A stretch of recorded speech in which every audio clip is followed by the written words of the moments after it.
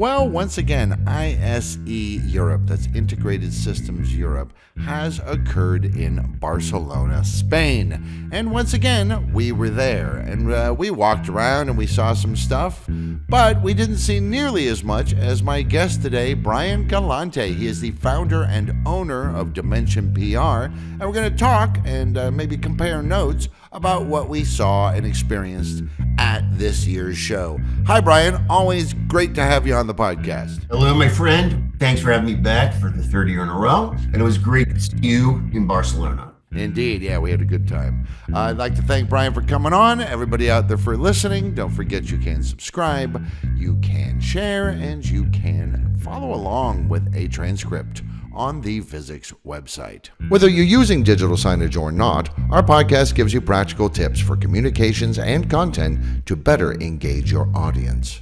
I'm Derek DeWitt. Welcome to Digital Signage Done Right. So ISE, it really is. It's the largest event of its kind anywhere. Look, we're not trying to dog on Infocom. Infocom's fine. If you're going to one, this is the one. Yeah, absolutely. And obviously there was an Infocom in between last year and this year's ISE. And I think Infocom is really settled into a nice pocket. It knows what it's supposed to do. People go there for a reason. It's about the North American channel, to a degree, South America as well. And, that international presence, it's more suited for ISE. And that's also where the major product launches are happening. That's where all the big stuff is coming out. It doesn't necessarily make Infocom secondary. It makes Infocom more important to its purpose. Just so people understand, if you haven't been to both. So last year, for example, Infocom had 833 exhibitors and somewhere around just a little bit north of 30,000 attendees. ISE had 1,400 exhibitors and over 172,000 visitors to the show. It's a matter of scale. The darn thing's huge. It takes up many, many buildings at the Fiera Barcelona. Absolutely. And they added a new hall this year. So it continues to grow. And some people were saying it looked a little slower.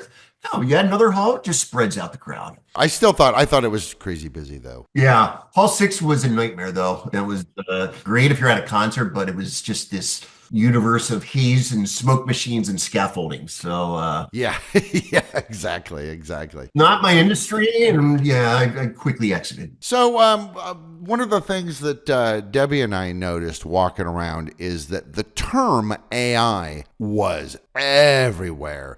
It wasn't necessarily always that the AI was somehow incorporated into a product, though often it was in some way, shape, or form, though I suspect we may be starting to get a little bit of AI washing in what some people are presenting.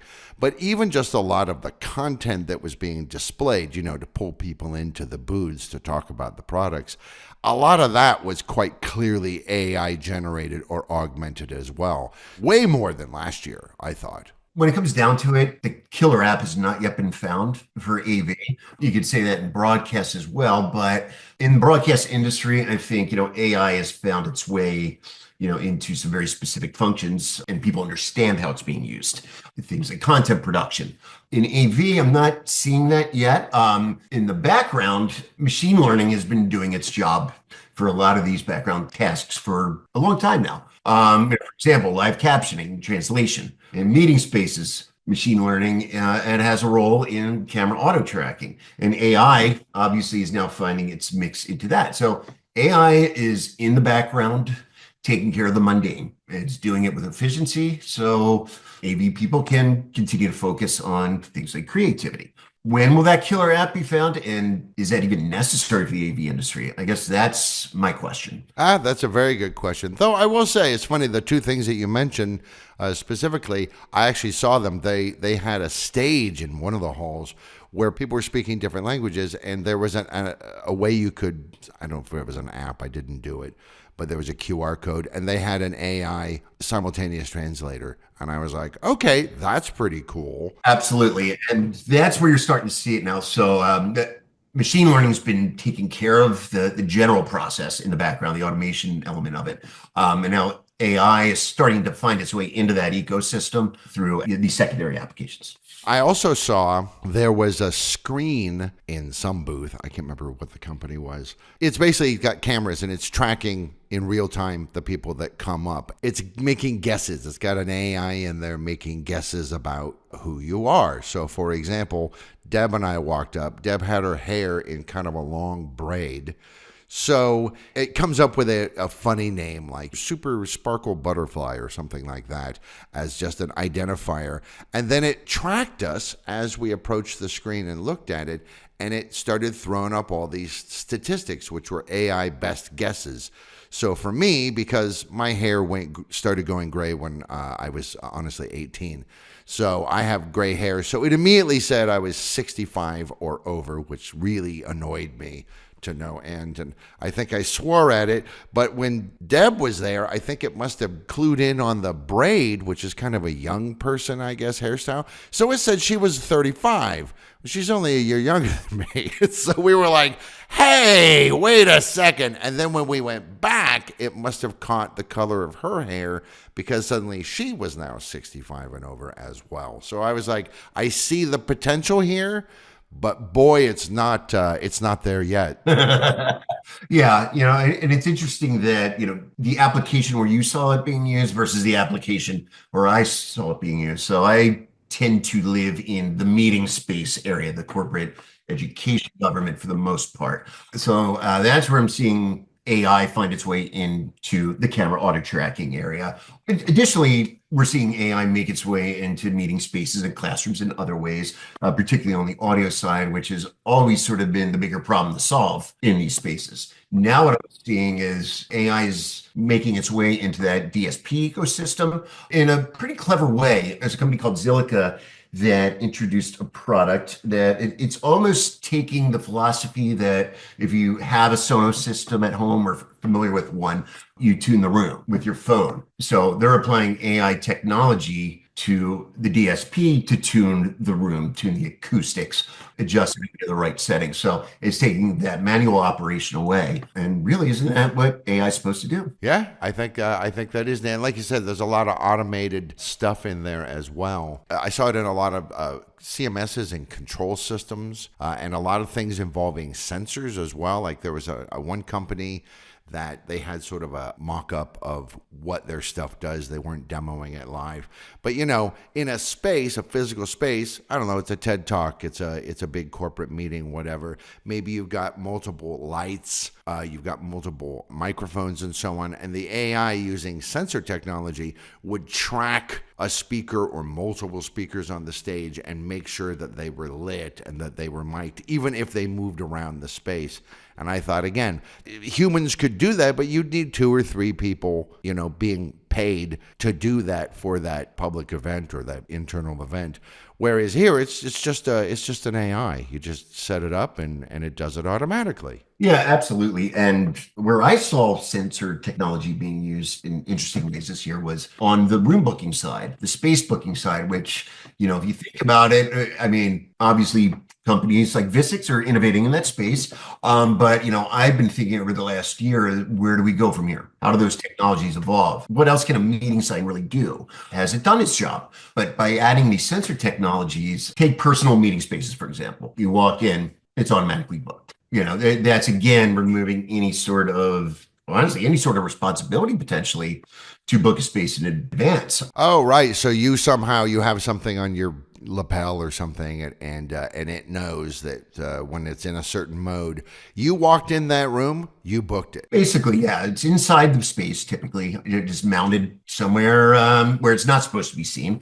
You walk into that space, it connects over the network to the local meeting sign, and it's booked. And you've really had to do nothing.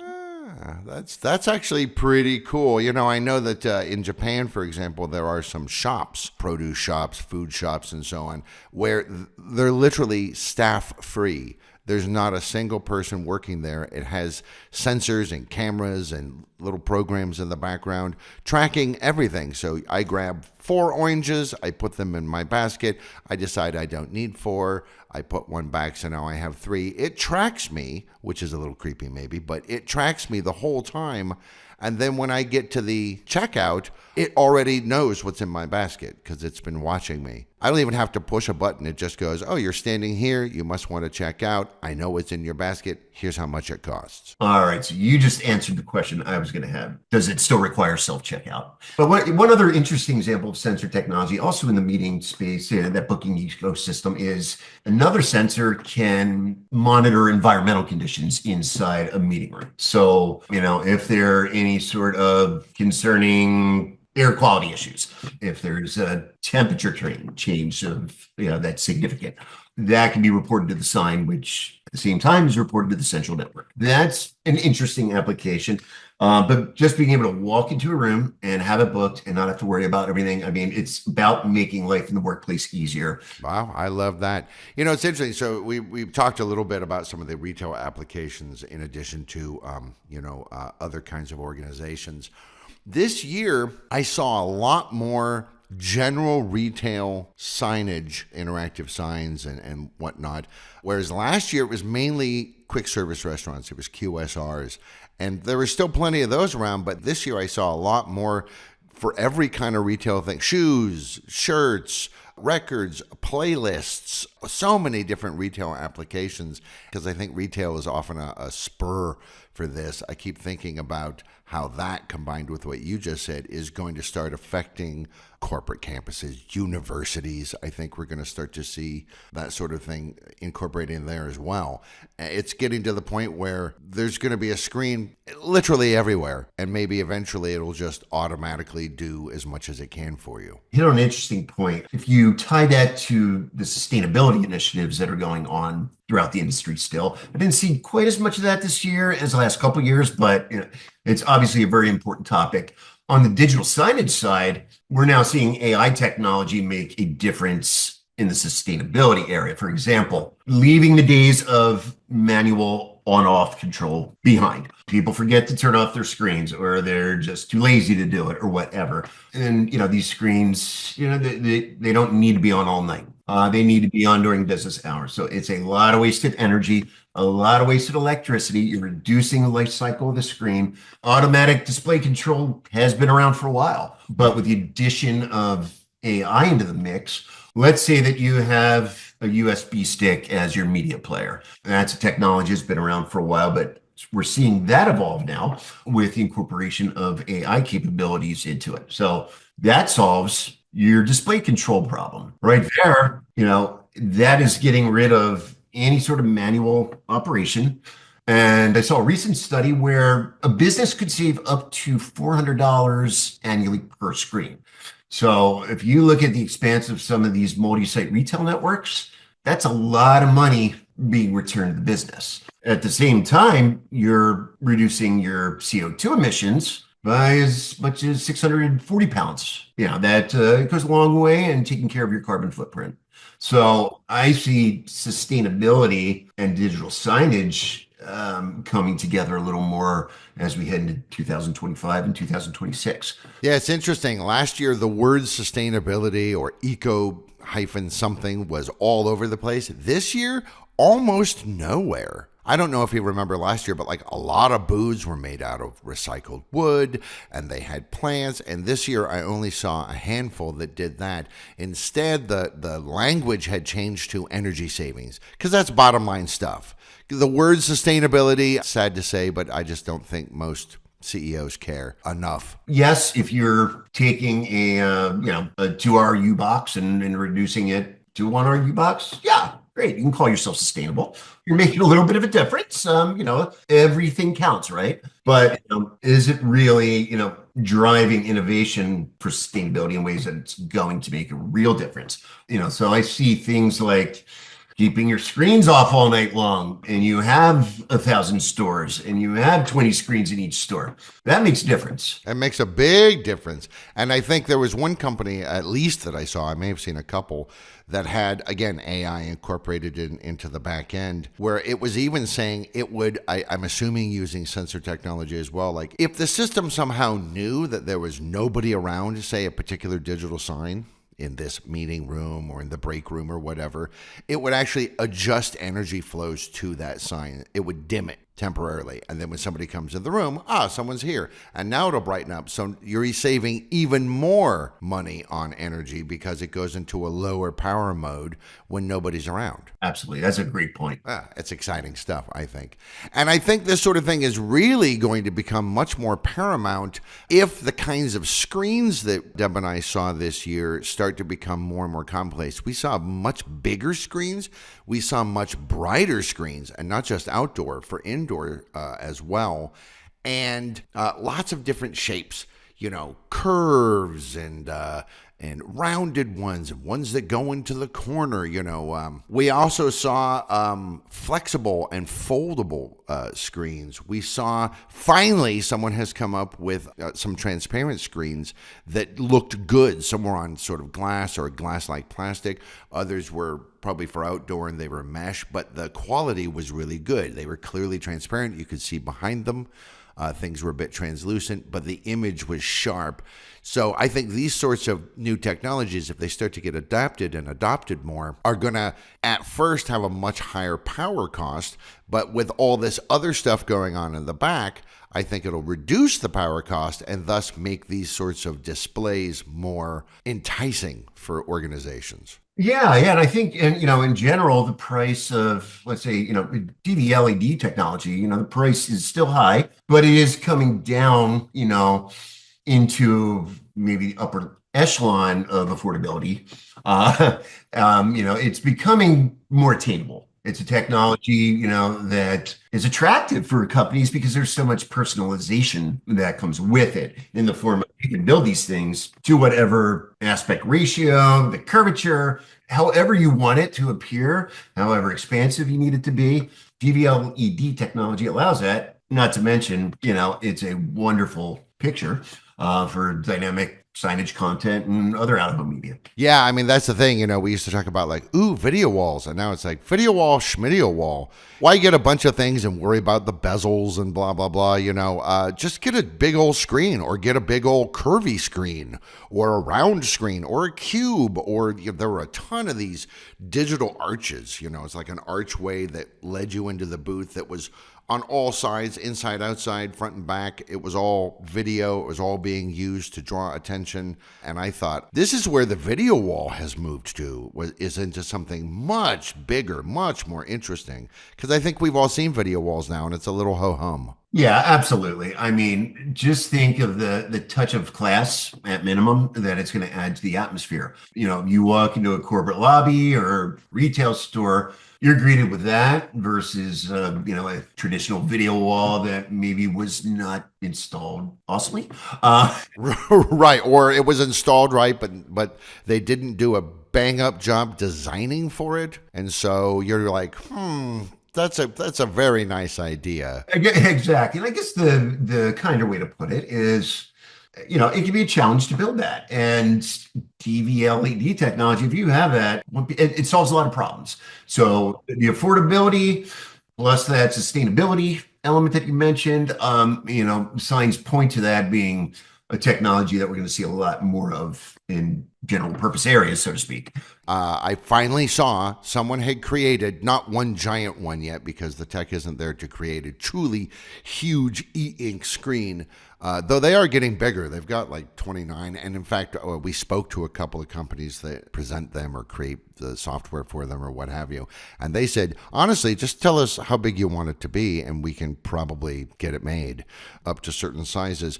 But there was one company, Seek Ink. They have a bunch of, I don't know, probably 6 or 8 inch, maybe 10-inch e-ink screens, bezel-less. And they had stuck them all together and created an e-ink video wall. And that kind of knocked my socks off. Yeah, that's cool. That is very cool. Vistix has been, you were a pioneer in e-ink, really, for digital signage. I mean, you've been using that technology for years. Your customers have certainly reaped benefits from it. Oh, and they're flying off the shelves. I mean, people just can't get enough of them. It's all the time. Oh, e-paper, e-ink, yes, yes, yes, because it's all working. And now, I mean, the color is getting better. We saw way more color e-ink displays that were still wonky when it changes the image, even though that's getting a little bit better too. Last year, it really looked like when it changed a color image, your first thought was, oh, I think the screen just broke. But now it's quite clear this is a transition, and yes, it's going to take 20 seconds. That's obviously going to get faster because it already got faster in 1 year. So in a couple years, it'll be seamless. And the e-ink color looks phenomenal. It's just as dynamic and just as bright as non-e-ink. So I think eventually it's all going to go e-ink. The technology, I think, that we're going to be using in the industry it's here, and we're going to be using it for a while. I don't think that we've seen that next big thing for a while. I don't know that we will, in the foreseeable future. I think a lot of this is going to be driven through AI and through software and evolutions of the hardware enclosures and so forth that frame most of these products. Displays will continue to improve. It's going to be, moving the needle to keep up with our industry's needs and demands. I've come to the terms that I've seen everything cool in my life, and, it's all over. There was one thing we saw that I don't remember seeing at all last year, and that was sort of video projecting and video mapping onto in real life objects, kind of like a big piece of wall sculpture, kind of abstract, and then somewhere there are projectors, just like you see in, light festivals and stuff. Oh, we video mapped the, the church or the library or what have you, and it all matches up. This is becoming more and more commonplace in public events and festivals. But this was an indoor version of this stuff, and it was really quite striking. I mean, the thing it's projecting onto is fixed, just like with a building video mapping, but it was still very striking to see. That sounds very interesting. And yeah, projection mapping is one of those wow factor items that it crosses over into the consumer world, and that, people notice it. You're walking down the street in New York City, London, during the holiday season, you see projection mapping doing its job everywhere. Indoors, maybe that's the next frontier. What I'd like to know is, can we get to the point where it can project hair onto the top of my head? That would save a heck of a lot of pain and suffering and money. That's for darn sure, right? Now that's a useful technology, Derek. We're talking about in real life Photoshop. Let's get the R&D team moving on this. Yeah. Well, you said maybe we've seen it all, and now we're just going to see variations and combinations of things that already exist.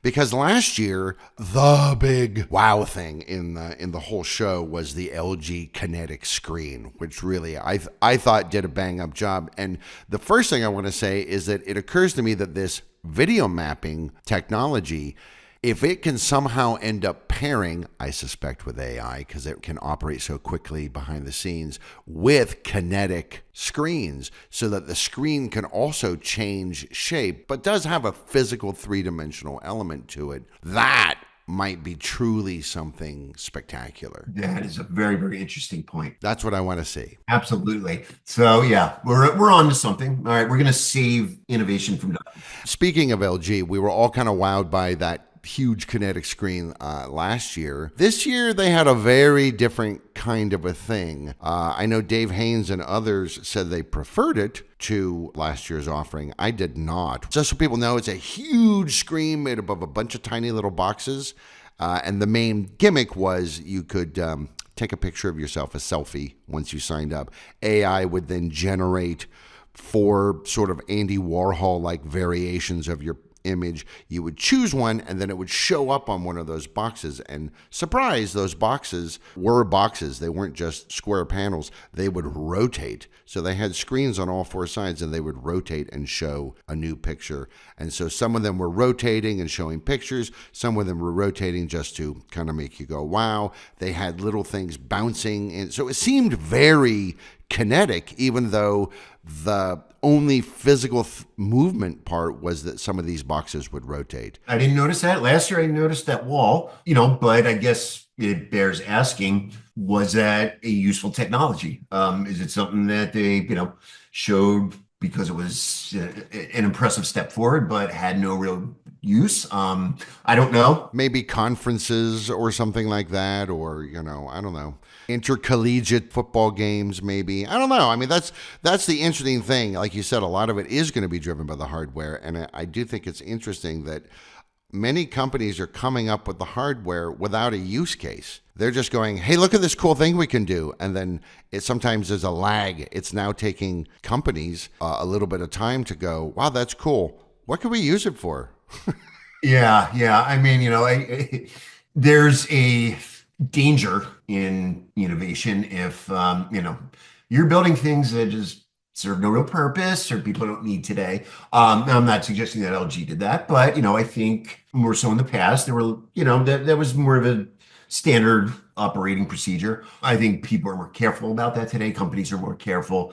They don't have the R&D budgets of yesterday, perhaps, and things are moving more in that direction of software. Things are moving on to the network. SDI technology, if we go that route, your cameras, your production, that's going to remain for a while in the SDI world. But, a lot of these processing technologies, these workflow technologies, these delivery technologies, they're all moving on to the IP network. That's why you're seeing these gateway products, to take your signal from the camera and put it directly on the network. Either have a parallel on-premise network, that's running with that, IP network, or starting to phase out a lot of that technology. Yeah, and I think we're going to see more and more of this sort of back-end stuff. We're going to continue to see flashy stuff for the eyes, for the audience. But right now, it seemed to me, at least from this year, that a lot of the innovation is going on behind the scenes to make everything much more efficient for energy and the way that it utilizes chips and networks and things like this. So we're going to see this space continue to evolve. We're not perfected yet. That is an excellent closing remark, sir. Well, again, it's a fantastic show. It happens every year at the beginning of February in Barcelona. It's called ISE, Integrated Systems Europe. Glad I went. Glad my friend Brian Galante, founder and owner of Dimension PR, also went. Glad we could share notes. And of course, it was very nice to have dinner with you as well, because Barcelona, it's a great city. Oh my gosh. Yeah. It is a great city. I still don't get to 10 p.m. dinner hour, but whatever. It was time well spent. It was a great show. And thank you for having me again. I appreciate it. All right. And again, thank you, everybody out there, for listening. I remind you, there is a transcript on the Physics website of the conversation Brian and I just had. For more free stuff, head to resources on physics.com for guides, videos, and more to help with your visual communications. Please subscribe and share, and contact us for information about our digital signage solutions.